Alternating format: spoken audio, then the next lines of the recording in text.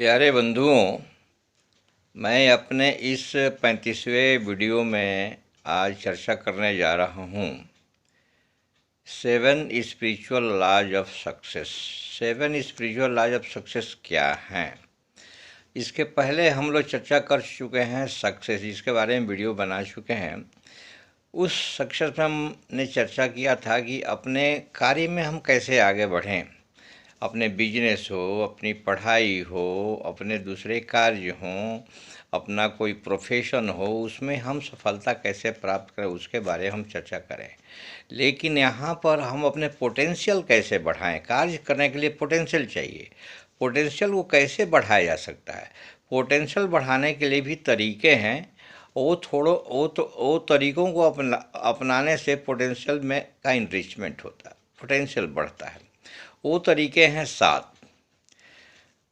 वो 7 spiritual laws of success हैं। The law of pure potentiality. हमने पोटेंशियल को शुद्ध रूप में आत्मा से सपोर्टेड पोटेंशियल को कैसे बढ़ाया जाए, ये है pure potentiality. Law of giving, किसी को देने से पोटेंशियल कैसे बढ़ता है उसके बारे में चर्चा करेंगे। लॉ ऑफ कर्मा, गुड कर्म बैड कर्म, इसके आधार पर पोटेंशियल बढ़ता है और कैसे बढ़ता है। लॉ ऑफ लीस्ट इफर्ट, हम वो रास्ता को अपनाएं जो रास्ता सबसे कम रेजिस्टेंस, रुकावट पैदा करे, उस रास्ते को अपनाकर वो कैसे प्राप्त होगा उसके बारे में चर्चा करेंगे। The law of intention and desire, हमारा इच्छा क्या है, मेरा इंटेंशन क्या है, किस उद्देश्य से हम आगे जाना चाहते हैं, उद्देश्य पर हमारा भी पोटेंशियल बढ़ता है और घटता है।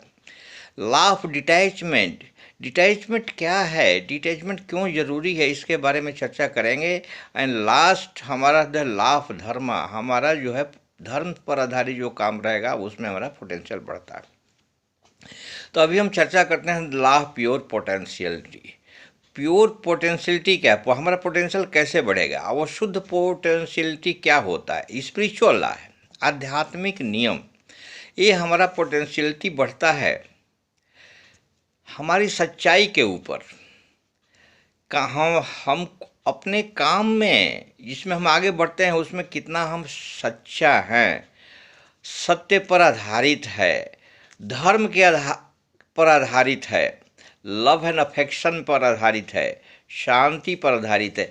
ये सब चीज़ पर जब हमारा लक्ष्य रहता है तो इस लक्ष्य से हम आगे बढ़ पाते हैं। जो हमारे एक आध्यात्मिक आधार पर जो खड़ा होता है लक्ष्य, उस पर हम आगे बढ़ जाते हैं, उसमें कोई दिक्कत नहीं होती है। लेकिन हम पोटेंशियली बढ़ाते हैं तो उसमें क्या बढ़ता है? इच्छा शक्ति बढ़ती है। इच्छा शक्ति बढ़ती है, मेरा विल पावर बढ़ता है, डिटर्मिनेशन बढ़ता है। इच्छा शक्ति डिटर्मिनेशन बढ़ने से क्या होता है? हम जो भी काम करते हैं उसमें हमको सफलता मिलती है। इसलिए इसको हम बोलते हैं जो धर्म आधारित हो, ट्रुथफुलनेस आधारित हो, ऑनेस्टी आधारित हो, धर्म आधारित हो, इसको बोलते हैं लॉ ऑफ प्योर पोटेंशियलिटी। दूसरा है लॉ ऑफ कर्मा। कर्म क्या है? कर्म ये है, 2 तरह के कर्म होते हैं, गुड कर्म बैड कर्म, अच्छे काम और बुरे काम। अब सवाल है कि अच्छे और काम और बुरे काम कैसे निर्धारित किए जाएं, इसको कौन डिसाइड करेगा?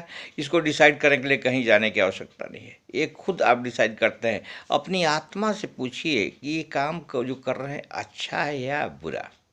आपको आत्मा बड़ा ईमानदारी से बताती है कि नहीं नहीं ये अच्छा काम है, आगे बढ़ो। और नहीं तो आत्मा खुद बताती है नहीं नहीं ये बुरा काम है, भले लालच बस स्वार्थ बस करते हो लेकिन काम तो ये बुरा है। आत्मा आपको सही जवाब देती है, आत्मा बहुत ऑनेस्ट है। एक चोर भी जो है चोरी करने जाता है, जिस कारण से जाता हो, लाचारी बस जाता हो, वो भी अपने आत्मा से, उसकी भी आत्मा बोलती है कि नहीं नहीं चोरी करना तो बुरा है। और जो उस काम को दूसरे से छुपाया जाता है, जो काम धर्म पर आधारित नहीं है और दूसरे से छुपाया जाता है, वो काम तो बुरा है।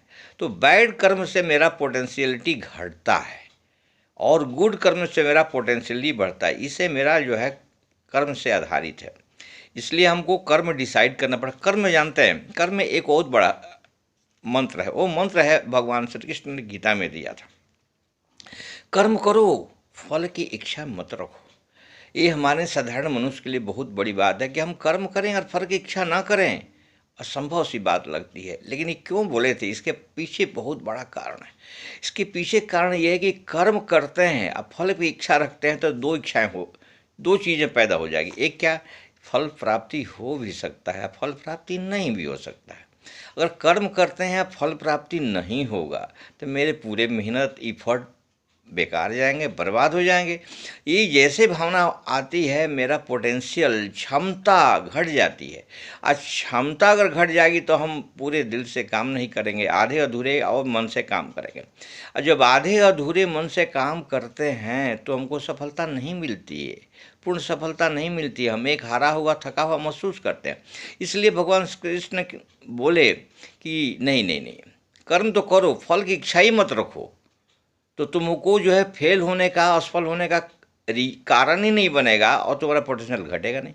इसलिए उन्होंने इतना कौन समझाए, बस सीधे शब्द में बोल देते हैं कि कर्म करो, फल की इच्छा मत रखो। तो इसलिए पोटेंशियल बढ़ा रहता है, और पोटेंशियल से हम पूरी क्षमता से काम करते हैं, हमको सफलता मिलती है। इसलिए भगवान श्री कृष्ण बोल रहे हैं कि कर्म करो, फल की इच्छा मत रखो। अगर हम अच्छे काम करते हैं तो अच्छा रिजल्ट मिलता है, बुरे काम करते हैं तो बुरा रिजल्ट है। कभी ऐसा हुआ ही नहीं, ये असंभव चीज़ है कि बुरा काम करें हमको अच्छा रिजल्ट मिले। हो सकता है रिजल्ट मिले, थोड़ा देर हो सकती है, तो इसलिए हमको रिजल्ट बुरा मिलेगा तो हमारी असफलता तो हाथ लगेगी। इसलिए अच्छे काम, सत्य आधारित काम, सच्चाई आधारित काम, ऑनेस्टी आधारित काम, धर्म आधारित काम और अच्छे कर्म करिए। आपको प्योर पोटेंशियलिटी पर चलिए, स्पिरिचुअल लॉ पर चलिए, आपको सफलता मिलेगी, कोई रोक नहीं सकता है। ये हमारा दूसरा नियम है, लॉ ऑफ कर्मा।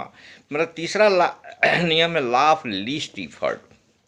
हमको उस रास्ते को अपनाना पड़ेगा जिस रास्ते में सबसे कम रुकावट हो। सबसे कम रुकावट वाला रास्ता हमको कैसे पता चलेगा? सबसे कम वाला रुकावट हमको पता चलेगा इंटेलिजेंस के आधार पर। लेकिन वो इंटेलिजेंस मिलेगा क्या? मैं पहले भी वीडियो में इसकी चर्चा एक कर चुका हूँ कि find out the source of knowledge is called intelligence.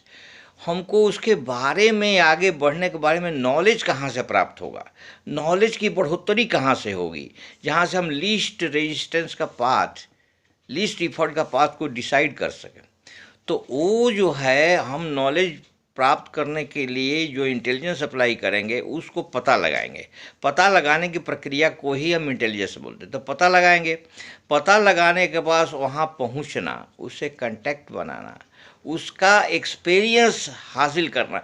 हम लोग का लाइफ इतना बड़ा नहीं है कि सिर्फ अपने एक्सपीरियंस से किसी काम को आगे बढ़ा सकते हैं। कहा जाता है कि our own life is not long enough to learn from our own mistakes only.